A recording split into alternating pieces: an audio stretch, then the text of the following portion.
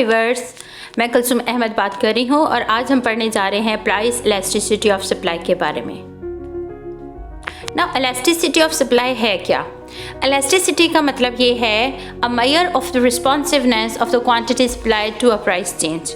अगर कीमत बढ़ती है या कम होती है तो सप्लायर क्या रिस्पॉन्स देगा? क्या वो पॉजिटिव रिस्पॉन्स देगा, क्या वो नेगेटिव रिस्पॉन्स देगा, या वो इक्वल नेचर का रिस्पॉन्स देगा?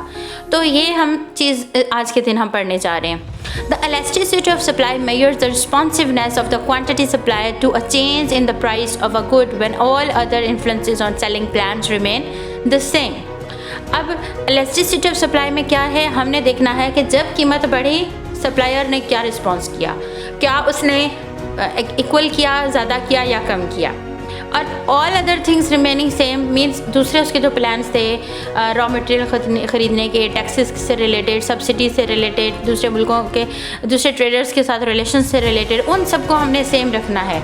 सिर्फ हमने उसका इम्पैक्ट देखना है प्राइस और सप्लाई के साथ। अच्छा, अब इसका फार्मूला होगा percentage change in quantity supplied, percentage change in price. जो हमने इलास्टिसिटी ऑफ डिमांड में चीज़ पढ़ी थी सेम वही चीज़ है। वहाँ पे जहाँ पे हम क्वांटिटी डिमांड यूज़ कर रहे थे उसकी जगह हमने यहाँ फार्मूला में क्वांटिटी सप्लाई का वर्ड यूज़ करना है। और इलास्टिसिटी ऑफ डिमांड में हमने देखा कि प्राइस और कंज्यूमर का डिमांड का नेगेटिव रिलेशन है, लेकिन यहाँ पे हमने देखना है कि प्राइस और सप्लाई का पॉजिटिव रिलेशन है। अगर कीमत बढ़ेगी तो सप्लायर अपनी सप्लाई को भी बढ़ाएगा, लेकिन कितना बढ़ाएगा? ज़्यादा बढ़ाएगा, बराबर बढ़ाएगा या कम बढ़ाएगा? इस चीज़ को हम स्टडी करेंगे इलास्टिसिटी ऑफ सप्लाई में। तो इसमें सबसे पहले सप्लायर को क्या चीज़ अंडरस्टैंड करनी है। अगर मैं सप्लायर हूँ और मुझे अपनी प्रोडक्ट की सप्लाई को बढ़ाना है, सबसे पहले मैं ये देखूँगी कि अगर कीमत बढ़ गई तो उसके बढ़ने से मैं तो अपनी सप्लाई बढ़ा रही हूँ, लेकिन कंज्यूमर का रिस्पांस क्या है? क्या कीमत बढ़ने से कंज्यूमर उस चीज़ को ज़्यादा ख़रीदेगा, कम ख़रीदेगा या उतना ही ख़रीदेगा? क्योंकि इससे क्या जनरेट होगा? मेरा रेवेन्यू जनरेट होगा। तो प्राइस को जब हम क्वांटिटीज़ के साथ मल्टीप्लाई करते हैं तो वो होता है टोटल रेवेन्यू टेस्ट, या उससे हमें पता चलता है कि टोटल रेवेन्यू कितना होगा। तो when the price changes total revenue also changes, but a rise in the price does not always increase total revenue. Means हमेशा ऐसा नहीं होगा कि कीमत बढ़ने से टोटल रेवेन्यू भी बढ़ गया, ज़रूरी नहीं है। कभी कभी आपका रेवेन्यू कम भी होगा। उसकी वजह क्या है? क्योंकि जब कीमत बढ़ती है तो कस्टमर उस चीज़ को कम ख़रीदता है। अब कस्टमर जो चीज़ें ख़रीद रहा है दो तरह की ख़रीद रहा है, एक वो चीज़ जो उसकी नीड है, एक वो चीज़ उसकी वांट है। अगर नीड की कीमत बढ़ गई तो भी वो नीड वाली चीज़ ख़रीदता जाएगा। जैसे डायबिटिक पेशेंट है, इंसुलिन इंजेक्शन उसको चाहिए, इंसुलिन महंगा हो गया फिर भी वो उसको ख़रीद रहा है। इसी तरह जो वांट वाली चीज़ है वो जैसे ही आपकी कीमत बढ़ती है आप वांट वाली चीज़ को मे बी विदड्रॉ कर दो, फ़िलहाल आप उसको ड्रॉप डाउन करो, आपको नहीं अभी मुझे नहीं चाहिए, बाद में देखेंगे। तो अगर ऐसे में सप्लायर वो चीज़ का रेट बढ़ा दे जो इलास्टिक है, यानी कि कीमत बढ़ी, लोगों ने ख़रीदना कम कर दिया, तो जब लोग ही नहीं खरीदेंगे तो उसकी चीज़ से उसको प्रॉफिट नहीं गेन होगा। इसलिए सबसे पहले आपको नेचर ऑफ प्रोडक्ट को समझना है कि मैं जो चीज़ सप्लाई करने वाला हूँ वो चीज़ क्या है। जैसे हॉलीडे ट्रिप्स आप अरेंज करवाते हो और हॉलीडे ट्रिप्स एक्सपेंसिव कर दो, लोग अफोर्ड नहीं करेंगे तो लोग नहीं जाएंगे हॉलीडे ट्रिप्स करने। इसका मतलब है बजाय आपको फ़ायदा होने के उल्टा आपको नुकसान हो गया। तो इस तरह से सीन हो सकता है। अब है प्राइस इलास्टिसिटी ऑफ डिमांड में the change in total revenue due to a change in price depends upon the elasticity of demand, जो मैंने आपको भी बताया। If demand is elastic, a 1% price cut increases the quantity sold by more than 1% and total revenue will increase. यानी कि यहाँ पे आपने एक चीज़ समझी, इलास्टिक प्रोडक्ट है। इलास्टिक मीन लोग उसको कम ख़रीद सकते हैं, अगर आप उसका रेट बढ़ाओगे लोग कम ख़रीदेंगे। तो वही हुआ जैसे आपने उसकी और आपने अगर उसका रेट कम किया, यहाँ पर आप क्या कर रहे हो, इलास्टिक प्रोडक्ट है और आपने उसकी कीमत कम कर दी। कीमत कम की, ज़्यादा लोग उसमें फंस गए, उन्होंने ज़्यादा ख़रीदना शुरू कर दिया। जब लोग ज़्यादा ख़रीदेंगे तो आपका टोटल रेवेन्यू बढ़ गया। तो आपने क्या किया, अक्लमंदी वाला डिसीजन कर लिया। If demand is inelastic, a 1% price cut decreases the quantity sold by more than 1% and total revenue decreases. अच्छा, अब क्या हुआ, सीन क्या है, आपकी प्रोडक्ट इनएलास्टिक है। इनएलास्टिक मीन जो बंदा जितनी उसको ज़रूरत है वो उतना ही ख़रीद रहा है, उससे ज़्यादा वो ख़रीद नहीं सकता। मिसाल के तौर पे अगर आप एक कप चाय में 1 चम्मच चीनी डालते हो और चीनी सस्ती हो जाए। सस्ती हो जाएगी तो उसका ये मतलब नहीं है कि आप 1 कप चाय में 2 चम्मच चीनी डालना शुरू कर दोगे कि भाई ये तो सस्ती है, क्यों ना मैं ज़्यादा चीनी डालूँ। नो, आप जितनी आपको ज़रूरत है आप पहले उतना इस्तेमाल कर रहे हो। जैसे आपने एक कमरे में एक एसी चलाया हुआ है, अब बिजली सस्ती हो जाए तो क्या आप एक कमरे में 2 एसी चलाओगे? नहीं, पहले ही आपका एसी चल रहा है, अगर वो सस्ता हो गया तो अब ऐसा क्या है, इसमें क्या होगा, आपका एक्सपेंडिचर में आपको फ़ायदा हो जाएगा कि हाँ भाई मेरे महीने के बजट में मुझे फ़ायदा हो गया, बिजली सस्ती हो गई, अब मैं एंजॉय कर रहा हूँ अपने एसी को, तो अब मुझे कोई फ़र्क नहीं पड़ रहा। तो इसका मतलब ये है कि इनएलास्टिक में पहले ही कस्टमर पूरी ज़रूरत की चीज़ इस्तेमाल कर रहा है। ऐसे में अगर आप स्मार्ट बनो, भाई प्राइस कट करके बैठ जाओ, तो आपको उल्टा नुकसान हो जाएगा, आपका टोटल रेवेन्यू डिक्रीज़ हो जाएगा। अच्छा, if demand is unit elastic, unit elastic में आपने हमेशा याद रखना है अनचेंज्ड रिजल्ट्स होते हैं, रिजल्ट्स सेम रहते हैं। तो इलास्टिक और इनएलास्टिक पे आप अपना दिमाग लड़ाओ, यूनिटरी को सेम ही रहने दो, उस पर ज़्यादा टेंशन लेने की ज़रूरत नहीं है। अब टोटल रेवेन्यू आपका टेस्ट हो गया, ठीक है। आपने देखा if a price cut increases total revenue, इसका मतलब है डिमांड क्या थी, इलास्टिक थी। अगर अ price cut decreases total revenue, इसका मतलब क्या था, डिमांड क्या थी, इनएलास्टिक थी। अच्छा, if a price cut leaves total revenue unchange, demand क्या थी, यूनिलास्टिक थी। तो ये चीज़ें आपको क्लियर हो गई हैं। अब आगे पढ़ते हैं, टोटल रेवेन्यू क्या है, प्राइस इनटू क्यू है। सबसे पहले आपने इस टेबल में देखा types of demand, elastic product, inelastic and unitary. उसके बाद आपने देखा value of elasticity of demand. तो जब इलास्टिक होता है तो वैल्यू ग्रेटर देन 1 होती है। आपको पता है कि आंसर विल बी 1.2, 1.4, 2.6, 3.9, कुछ भी हो सकता है, but it should be greater than 1। अच्छा, अब इनइलास्टिक में आपको पता है लेस देन 1 होगा, यानी कि आपका आंसर जो है पॉइंट्स में होगा, 0.2, 0.4, 0.9, 0.6, 0.8, कुछ भी हो सकता है। और यूनिटरी में इक्वल टू 1, उसमें आपने अनचेंज रखना है, इसलिए उसका आंसर भी इक्वल टू 1 होगा। अब आप नेक्स्ट टेबल पे आ जाएं, change in quantity versus change in price. तो इलास्टिक में क्या होगा, क्वांटिटी का रिस्पॉन्स ग्रेटर होगा, इनइलास्टिक में लेस होगा, यूनिटरी में इक्वल होगा, बात ख़त्म। अब है effect of an increase in price on total revenue. अब इफेक्ट क्या होगा, किस चीज़ का इफेक्ट आप देखने लगे हो, प्राइस राइज का। तो प्राइस राइज यानी कि प्राइस को बढ़ाया, प्राइस को बढ़ा रहे हो तो सबसे पहले जाओ इलास्टिक प्रोडक्ट के ऊपर। इलास्टिक की प्राइस बढ़ाओगे तो कस्टमर भाग जाएगा, तो आपका टोटल रेवेन्यू क्या होगा, कम हो जाएगा। इनइलास्टिक में प्राइस बढ़ाओ, जैसे ही प्राइस बढ़ाई कस्टमर मजबूर है, उसको ख़रीदनी है, उसके बगैर उसका गुजारा नहीं हो सकता, वो उसकी नेसेसिटी है। प्राइस बढ़ाओगे रेवेन्यू बढ़ेगा, फ़ायदा हो जाएगा आपको। और यूनिटरी में सेम रहेगा, कुछ ना फ़ायदा है ना नुकसान है, इसलिए आप उसमें अनचेंज ही रहेगा।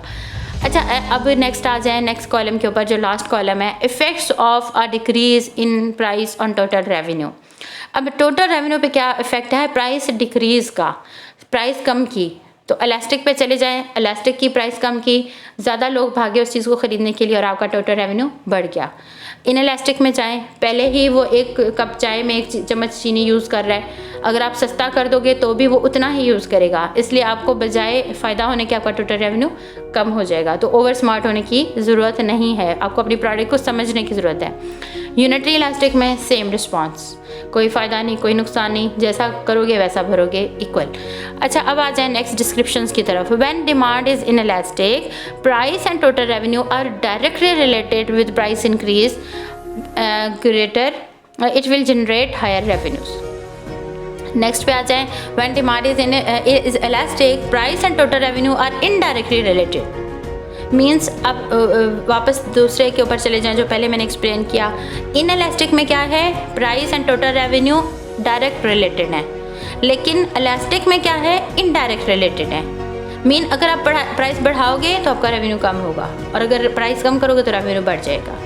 और ऊपर वाले में क्या था, इनइलास्टिक में प्राइस बढ़ाई रेवेन्यू बढ़ गया, दोनों डायरेक्शन में मूव करते हैं, इसको आपने याद करना है।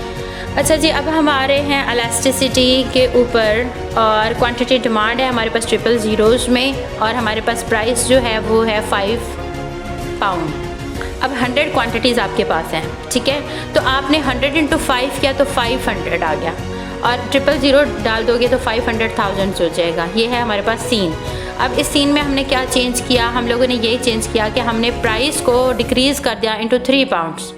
तो 5 पाउंड से ड्रॉप हुई 3 पाउंड, तो क्वांटिटी डिमांडेड जो है वो 100 से बढ़कर 140 हुई, लेकिन क्योंकि ये प्राइस प्रोडक्ट इनएलास्टिक थी, इसलिए जैसे ही आपने उसका रेट कम कर दिया, आपको उसका रेट कम करने से कोई फ़ायदा नहीं हुआ। पहले आपका 500 पे था और अब आप 420 पे चले गए। मीन्स फ़ायदा होने के बजाय उल्टा आपको नुकसान हो गया, आपका टोटल रेवेन्यू कम हो गया, बिकॉज आपने इनएलास्टिक प्रोडक्ट को जाकर टच किया, उसको आपने डिस्टर्ब किया। अच्छा, अब आ जाए इलास्टिक के ऊपर। अब क्या हो रहा है हमारे पास 10 है, हमारे पास प्राइस 10 पाउंड और क्वांटिटी हमारे पास 5 है, तो 10 × 5 क्या हो जाएगा, 50 हो जाएगा। अच्छा, अब producer decides to lower price to attract sales. Change in price जो है वो कितना हुआ, 50% हुआ। मींस 10 था तो 10 से ड्रॉप करके आपने 5 पे हाफ ऑफ द प्राइस आपने डिक्रीज़ कर दी। अब half of the price decrease करने से आपकी क्वांटिटीज़ में कितना इंक्रीज़ हुआ, जस्ट 1 का हुआ। मीन्स बहुत ही कम हुआ। इनएलास्टिक प्रोडक्ट थी तो आपको क्या हो गया, उल्टा नुकसान हो गया, टोटल रेवेन्यू आपका डिक्रीज़ हो गया। पहले 10 5 जार 50 था, अभी 5 6 जार 30 है, तो 50 से रिड्यूस होकर आपका टोटल रेवेन्यू 30 पे चला गया। ठीक है, so it's not a good move to decrease the prices. अब आते हैं नेक्स्ट प्रोडक्ट के ऊपर। हमारे नेक्स्ट प्रोडक्ट में हमारे पास क्या है कि प्राइस हमारे पास 10 पाउंड्स है और क्वांटिटी हमारे पास 5 है। प्रोडक्ट हमारी इलास्टिक है। इलास्टिक में जैसे ही आपने थोड़ी सी प्राइस रिड्यूस की, बहुत ज़्यादा कस्टमर्स ने उस चीज़ को बाय करना शुरू कर दिया और जो हमारी डिमांड थी वो कहाँ चली गई, 20 के ऊपर चली गई। यानी कि 10 से आपने ड्रॉप किया 3 पॉइंट्स, 10 से 9, 9 से 8, 8 से 7। लेकिन यहाँ से 5 का डबल होता है 10, उससे आगे होता है 15, उसके बाद होता है 20। 4 टाइम्स आपकी जो है वो क्वांटिटी इंक्रीज़ हो गई। तो ऐसे में आप क्या कर रहे हो, टोटल रेवेन्यू को इंक्रीज़ करके इंजॉय कर रहे हो। तो it's a good move, you have done a great job. अब आपने क्या करना है, if demand is price elastic, increasing price would reduce total revenue. आपने इस चीज़ को समझना है, इस चीज़ को मेमोराइज़ कर लेना है। तो इलास्टिक का मतलब होता है जब हमारा percentage change in quantity demand greater हो परसेंटेज चेंज इन प्राइस से। और ऐसे में अगर आप रिड्यूस करोगे प्राइस तो टोटल रेवेन्यू आपका क्या हो जाएगा, इंक्रीज़ हो जाएगा। Means percentage change in quantity demand जहाँ पे आपकी ग्रेटर है परसेंटेज चेंज पी से, वहाँ पे आप ये काम करोगे तो you will be getting benefit. अच्छा, if demand is price inelastic, यानी कि प्राइस के हिसाब से इनएलास्टिक है, तो क्या होगा, जैसे ही प्राइस इंक्रीज़ करोगे टोटल रेवेन्यू क्या होगा, it will also increase. Direct relation है, हमने पहले ही पढ़ा कि डायरेक्ट रिलेशन है। और reducing price will reduce total revenue. तो यहाँ पे इनएलास्टिक में हमारा डायरेक्ट रिलेशन है, इलास्टिक में हमारा इनडायरेक्ट था। प्राइस बढ़ाओगे टोटल रेवेन्यू कम होगा, प्राइस कम करोगे टोटल रेवेन्यू बढ़ेगा। लेकिन इनएलास्टिक में प्राइस बढ़ाओ टोटल रेवेन्यू बढ़ेगा, प्राइस कम करोगे टोटल रेवेन्यू कम होगा। तो दोनों का एक ही डायरेक्शन में मूवमेंट होगी। अब आता है इनकम इलास्टिसिटी ऑफ डिमांड। अच्छा, इनकम इलास्टिसिटी हमें ये बताता है जैसे ही हमारी इनकम बढ़ती है, कुछ चीज़ों को हम ज़्यादा ख़रीदते हैं, कुछ से हम ख़रीदना कम कर देते हैं। अब अगर इनकम बढ़ी और आपने किसी चीज़ को ज़्यादा ख़रीदा तो उस चीज़ का नाम है नॉर्मल गुड, यानी कि वो चीज़ ऐसी है जिससे आप सेटिस्फाइड थे और आप उस चीज़ को ख़रीदते जा रहे थे क्योंकि आप मतलब आप बिल्कुल सेटिस्फाइड हैं, आपको उससे कोई इशू नहीं है। लेकिन इन्फीरियर गुड वो होती है जिससे आप सेटिस्फाइड नहीं होते। करंट राइट नाउ आप मजबूर हो तो आप वो यूज़ कर रहे हो। जैसे आपको घर से स्कूल जाना है तो आप क्या करते हो, रिक्शा पे जा रहे हो क्योंकि आपके पास कार नहीं है। जैसे ही कार आएगी, इनकम बढ़ेगी, कार आएगी और आपने रिक्शा को लेना बंद कर दिया। तो रिक्शा क्या था, इन्फीरियर गुड था, आप उसको यूज़ कर रहे थे बिकॉज आप मजबूर थे। जैसे ही मजबूरी ख़त्म होगी आप उसको लेना ख़त्म कर दोगे। अच्छा, अब आता है आपकी एक्सपेंडिचर और आपकी इलास्टिसिटी। अच्छा, if your demand is elastic, अब 1% price cut increases the quantity you buy buy more than 1% and your expenditure on the item increases. Means एक ऐसी चीज़ है जो इलास्टिक है और उसका रेट गिर जाए। अब वो चीज़ मेरे लिए इलास्टिक है, मैं उसको ज़्यादा भी ले सकती हूँ, कम भी ले सकती हूँ। जैसे सेल्स लगती हैं तो हमें ड्रेसेस नहीं लेने, लेकिन जैसे ही सेल लगी, उस पर ऑफ आया, वेवियर आया, हमने क्या किया, भाग के गए, एक ड्रेस लेना था 2 या 3 जाकर ले लिए। तो ऐसा हम क्यों कर रहे हैं, क्योंकि हम सोच रहे हैं कि हमें उसमें फ़ायदा नज़र आ रहा है। तो हमारा जो एक्सपेंडिचर है इस मंथ 3 ड्रेसों पे चला गया जो कि हमने नहीं लेनी थी, लेकिन प्राइस कट की वजह से हमने जाकर ले ली। और इसी तरह से if your demand is inelastic, अब 1% price cut increases the quantity you buy buy less than 1% and your expenditure on the item decreases. Inelastic product है, ऑलरेडी आप उतना ही खरीद रहे हो जितना आपको चाहिए, तो उसका रेट गिर गया। 5 किलो चीनी घर में आती थी तो 5 किलो ही आएगी, पहले वो 50 में आ रही थी, अभी वो 30 में आ रही है। कोई इशू नहीं, आप उसको भले कम में लो, नो इशू, बहुत ईजी है।